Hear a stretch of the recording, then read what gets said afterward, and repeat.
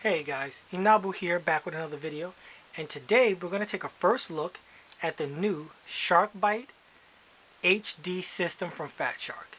Now this is Fatshark's entry into the digital FPV system community, and we're going to take a look here today. I'm very excited about this. We're going to unbox this. This just came in from GetFPV, and this is the retail packaging, so what you see here is what you will get if you're lucky enough to get one of these from GetFPV on their initial launch. So right off the bat, we've got here what looks like the VTX. Let's take a closer look at this. So this is the retail packaging here, which is very nice. You can see the SHARKBYTE here. On the back, just the manual QR code if you want to download that. And we have a warning card here that explains that this VTX should have at least 10 millimeters of space to not only help with the airflow, but also to help with RF signal issues. Now this is a 5.8 digital system, and here we have the 20 by 20 stack VTX. Now if you look closely here, we have an MMCX connector for our 5.8 gigahertz antennas. Here we have your voltage pad. This system will take in 7 to 26 volts. So that means you can run this on a 6S system. We have our ground pad here. And on the back, we have a RX pad and a TX pad to take in your data from your flight controller. There are nylon screws for the 20 by 20 pattern, and you would take these out and then screw in a screw so that this can go in your 20 by 20 mounting solutions. Inside the rest of the packaging, we've got 4 cables, 2 for your UART and 2 for your positive and your ground. Up next, we have here the RunCam Nano HD. This is RunCam's entry into the FPV camera market designed for the SHARKBYTE. And this is a nano sized camera that is a 14 by 14 millimeter pattern, which does come with an adapter to make it a micro-sized camera solution. Inside the packaging, we have our digital cable, which will plug into the back of the camera, as you can see there. And this other end of the cable will plug in to the connecting port at the back of the SHARKBYTE solution. You do have some 2M screws of varying sizes to help fit your frame correctly when you're installing this camera. So make sure that you use the proper one so that your camera is gripped in correctly and no chance of coming loose from your carbon or your mounting solution inside your frame. Now finally, we've got the SHARKBYTE module. This is what we've all been waiting for. This solution, wow, this is actually really nice. I was afraid that this module was going to feel cheap, but this feels very well made, completely injection molded. You have your patch antennas built in and 2 ports for omnidirectional antennas that do not come with the packaging, so you will need to provide your own omnidirectional antennas.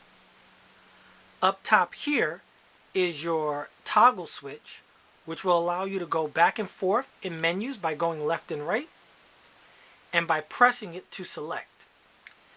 There are varying choices. If you just tap to the left and right, that will go up and down in your solution of your menu for the OSD that is built into the SHARKBYTE module, and long holding in either direction will also activate other options in the menus. On the back, closely underneath, there is a switch. I'm unsure what that switch does, but I'm sure we'll find out once we get a chance to look at the manual. And on the bottom, you have your HDMI out port, a SD card slot for micro SDs, and this looks like it is a update port for updating firmware and other issues that can be adapted for the SHARKBYTE. I'm not exactly sure what these do here, but again, I'm sure we'll find out that more once we get a chance to explore the manual. Inside the retail packaging as well, we have a OSD control. This plugs into the back of the air unit to allow you to change settings. We have a shroud adapter. These should work for all of the compatible Fatshark goggles that are out there, such as the HDO, HDO2s, and I think even the HD3s. I am unsure if these will fit other goggles, such as my personal Sky Zone units. So,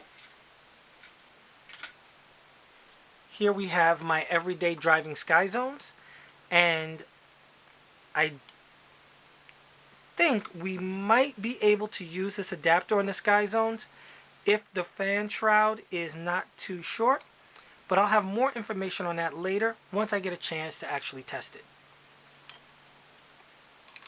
Also inside the packaging, you will find a XT60 cable with 2 outputs, one for your goggle and one for the Fatshark SHARKBYTE unit itself.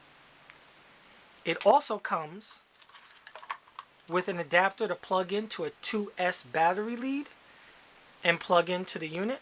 Keep in mind, if you're running the unit and your goggles off of a 2S battery, you will get very, and I mean very little battery time, so you need to monitor that closely.